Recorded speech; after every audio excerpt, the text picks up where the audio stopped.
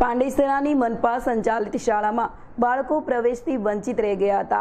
કુલ 120 બાળકો માટે અભિયાન ચલાવાયું હતું। અહેવાલ સૌથી પહેલા ચેનલ આઈ વિટનેસ ચલાવતા મહેનત રંગ લાવી હતી। શાળામાં પ્રવેશ મળતા બાળકો ખુશખુશાલ દેખાઈ રહ્યા હતા। અનન્ય એજ્યુકેશન ચેરિટેબલ ટ્રસ્ટની ટીમ દ્વારા શિક્ષાથી વંચિત રહી ગયેલ બાળકો માટે અભિયાન ચલાવ્યું હતું। બાળકોને જ્યાં સુધી शिक्षण नहीं મળે ત્યાં સુધી લડાઈ ચાલી રહી હતી। કુલ 120 વિદ્યાર્થીઓને પ્રવેશ નહીં મળતા તેઓએ લાગતું હતું કે તેમનું ભાવિ અંધકારમય બની ગયું છે। જોકે ટ્રસ્ટે આખા મુદ્દે અભિયાન ચલાવીને સતત તેઓને શિક્ષા આપવાની મુહિમ હાથ ધરી હતી। આખા મુદ્દે સૌથી પહેલા ચેનલ આઈ વિટનેસના અભિયાનનો ભાગ બની મુદ્દો તંત્ર સુધી પહોંચાડવાની પહેલ કરતા આખરે મહેનત રંગ લાવી હતી। हाल 120 બાળકોને શાળામાં એડમિશન મળતા તેઓ તેમની જાતને ભાગ્યશાળી માને છે। સર્વ શિક્ષા અભિયાન અંતર્ગત પઢેગા ઇન્ડિયા તभी तो बढ़ेगा इंडिया માં વિદ્યાર્થીઓને ભણવા માટે પ્રોત્સાહન આપવા પહેલ સરકારે કરેલ છે। પણ જો વિદ્યાર્થીઓ તેમના બુનિયાદી શિક્ષણથી જ વંચિત રહી જાય તો કેમ ચાલે તેવા ઘાટ થયા હતા। જોકે લડતના અંતે સુખદ પરિણામ આવતા વિદ્યાર્થીઓની સાથે વાલીઓ પણ ખુશ થયા હતા। अरुण भाई, जो 3 हफ्ते की मेहनत थी इसका लड़के लोगों का एजुकेशन हो गया तो कितना अच्छा लग रहा है आपको?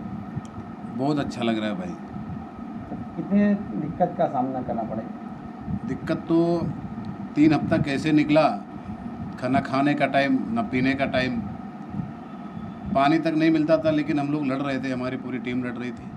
मैं अपनी पूरी टीम को धन्यवाद देता हूँ और सोशल मीडिया और इलेक्ट्रॉनिक मीडिया और प्रिंट मीडिया को मैं धन्यवाद देना चाहता हूँ जिन्होंने मुझे इतना सपोर्ट किया। कितने लड़के लोगों का अभी तक एडमिशन हुआ? पहले तो 69 बच्चों को लिया था, लेकिन अभी एक क्लास और चालू कर दिया है तो उसमें भी 65-69 बच्चे ले लिए, तो 120 बच्चों का करीब एडमिशन हुआ है।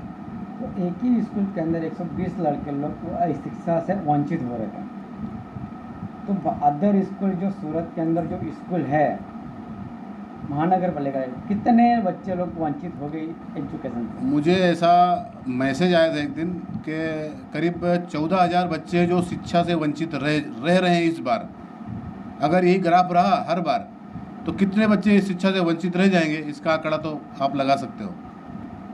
खास करके देखा जाए सरकार बोलती कि पढ़ेगा तो बढ़ेगा इंडिया, तो ये नारा को क्या कहते हो आप?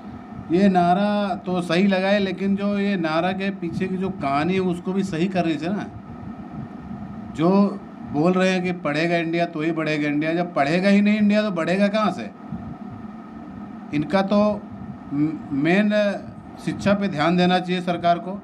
और जो भी ये हमारे इधर अभी उधना में मैं रहता हूँ, उधना, पांडेसरा, बेस्तान, सचिन, यहाँ पे जो भी कॉरपोरेटर या जो भी MLA या जो भी सांसद हैं, मैं उनसे हाथ जोड़ के विनती करता हूँ कि शिक्षा पे ध्यान दें। यहाँ पे जो परप्रांतीय लोग आते हैं ना, उनको शिक्षा की कोई व्यवस्था सही तरीके से नहीं है उनके लिए। सरकार द्वारा 6,000 से ज़्यादा स्कूल बंद की गई है, तो क्या कहना चाहोगे? ये सरकार द्वारा जो 6,000 स्कूल बंद किया गया, वो क्यों बंद किया? उनको नहीं बंद करना चाहिए, क्योंकि उनको पता है कि जब उनके पास पूरा कैलकुलेशन रहता है कि 1 से 8 तक हमारे पास कितने बच्चे हैं, 9वीं में कितने बच्चे जाने चाहिए, कितने जाएंगे, वो हिसाब से उनको आगे का प्रोग्राम सेट करना चाहिए। ये सब प्रोग्राम सेट करके अगर वो काम करते तो जो ये हालत हुई है ना, ये लड़ रहे हैं अभी हम लोग, लड़के हम लोग जीते भी हैं, बच्चों का एडमिशन भी मिला, लेकिन ऐसे कितने गरीब बच्चे होंगे जो उनको कोई मार्गदर्शन नहीं दे पा रहा है, उनके साथ कोई खड़ा नहीं हो पा रहा है, तो उनकी शिक्षा का क्या होगा? ऐसे ही रह जाएंगे बिना शिक्षा के। खास करके देखा जाए तो क्राइम रेट के अंदर युवा ज़्यादा आगे आ रहे हैं। युवा ज़्यादा आ रहे हैं, उसका कारण ही शिक्षा ना मिल पाना। अभी मैंने जिस तरह से बच्चियों के अंदर जज्बे को देखा, इसमें जो लड़के थे 2-4, उनके जज्बे को देखा, अगर उनको शिक्षा की व्यवस्था नहीं होती तो हो सकता है वो कौन सा बच्चा कौन सी दिशा में जाए, इसका हम अनुमान नहीं लगा सकते हैं, क्योंकि मोहल्ले में घूमेंगे कौन कैसा है कैसा नहीं है। इसके लिए मैं हाथ जोड़ता हूँ कि शिक्षा की व्यवस्था की जाए और सही तरीके से की जाए। एक आखिरी सवाल, जो बच्चों को स्कूल का एडमिशन नहीं हो पा रहा है, उसके आगे आप लड़त करोगे आगे भी? आगे की लड़त तो मैं करूँगा, लेकिन अभी मेरे पास करीब इधर मराठी महाराष्ट्रियन भाई सब आए थे मेरे पास, बोले 200-250 बच्चे जिनको एडमिशन नहीं मिल पा रहे हैं मराठी माध्यम में, तो मैं उनके लिए भी बोला हूँ कि आपके लिए मैं खड़ा रहूँगा, आपको जहाँ ज़रूरत हो मेरे पास आना। हमारी पूरी टीम शिव प्रताप सिंह, सुनील सिंह चौहान, सुब्रत भाई महापात्र, बाबू भाई, जिस तरह से हमारे साथ BL मूर्ति साहब, समाधान खैरनार, सूरज सिंह, जिस तरह से हमारे साथ खड़े हुए, मैं उनका धन्यवाद देना चाहता हूँ कि निस्वार्थ सेवा करते हैं। मैं उनको दिल से धन्यवाद देना चाहता हूँ। मेरा नाम श्रेया बिजलाल यादव है। श्रेया बहन, जो स्ट्रगल आपने किया हुआ, जो आपको एडमिशन नहीं मिल रहा था, इसके अंदर कितनी मेहनत की, कितने दिन की मेहनत की आपके लिए? सर हमारी 21 दिन की मेहनत रही, 3 हफ्ते की, जो कि Ananya education and charitable trust की टीम की वजह से हुई। वहाँ के मेन मुख्य सर अरुण सर को मैं धन्यवाद देना चाहती हूँ और उनकी टीम को भी धन्यवाद देना चाहती हूँ और मीडिया को भी धन्यवाद देना चाहती हूँ। आपके साथ में कितने बच्चे लोग जुड़े हुए थे और कहाँ कहाँ रजूआत करने गए थे? हम पहले रजूआत कलेक्टर ऑफिस में गए थे, डिस्ट्रिक्ट मजिस्ट्रेट में। वहाँ गए तो उन्होंने, सर ने कहा था 26 तारीख को गए थे, तो सर ने कहा कि हम आपका एडमिशन करके देंगे। फिर उसके बाद हम 2 तारीख को गए। 2 तारीख को जब वहाँ पर गए तो उन्होंने, सर ने कहा कि आप कॉरपोरेशन में जाइए SMC ऑफिस में। तो हम जहाँ वहाँ पे SMC ऑफिस गए तो SMC ऑफिस में उन्होंने हमें डी मेयर से मिलाया। डी मेयर के पास जब हम गए तो उन्होंने कहा कि हम आपको 15 दिन में एडमिशन करके देंगे। आप कितने देर तक जो SMC ऑफिस के बाहर खड़े रहते थे, कितना धूप था और किस तरीके का लगता था आपको? वहाँ पे 40 डिग्री सेल्सियस धूप था, जो कि बहुत गर्म था। और उस टाइम हम वहाँ पे खड़े थे, वहाँ भूखे प्यासे खड़े थे, पर वहाँ पे कोई आ रहा नहीं था। लास्ट में डी मेयर श्री आए और उन्होंने गाड़ी रोकी और फिर हम वहाँ गए। तो हमने जो था एडमिशन के लिए वो सब बातें की, तो उन्होंने, सर ने कहा कि हम आपका एडमिशन करके देंगे। तो इतनी कठिनाई के बाद जो आपको सफलता मिली हुई है, उसमें कैसा लग रहा है, आप क्या फील कर रहे हैं? सर हम बहुत अच्छा फील कर रहे हैं और ये सब जो भी हुआ है अनन्या चैरिटेबल ट्रस्ट की वजह से हुआ है। इनके मुख्य सर जो अरुण सर हैं, मैं उनको बहुत धन्यवाद देना चाहती हूँ और सुब्रत सर को भी। जिसमें आपके स्कूल के अंदर कितने बच्चे लोग थे जिनके एडमिशन नहीं हुआ था? 120।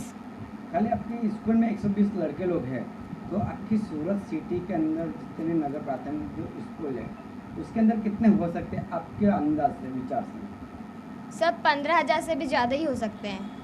तो आपने तो फाइट करके तो आपका मुकाम हासिल कर लिया, जो अदर बच्चे जो फाइट नहीं कर सकते उनको आप क्या कहना चाहते हैं? सर मैं उनसे यही रिक्वेस्ट करूँ कि वो अपने हक के लिए लड़े और ज़्यादा से ज़्यादा आगे ऊपर आवाज़ उठाए, क्योंकि आवाज़ नहीं उठाएंगे तो शिक्षा हमें प्राप्त नहीं होगी और शिक्षा प्राप्त नहीं होगी तो कुछ नहीं हो सकता आगे। ये आपका नाम? खुशबू शर्मा। खुशबू, कौन से क्लास में पढ़ते हो और कौन सी जगह पढ़ते थे? कावित्री महादेव वर्मा में हम लोग पढ़ते थे। हम लोग 8वीं क्लास में थे, हम 9th में जाएंगे। तो 9th में जाने के लिए आपको कितना संघर्ष करना पड़ा, कौन सी स्कूल के विरोध करना पड़ा?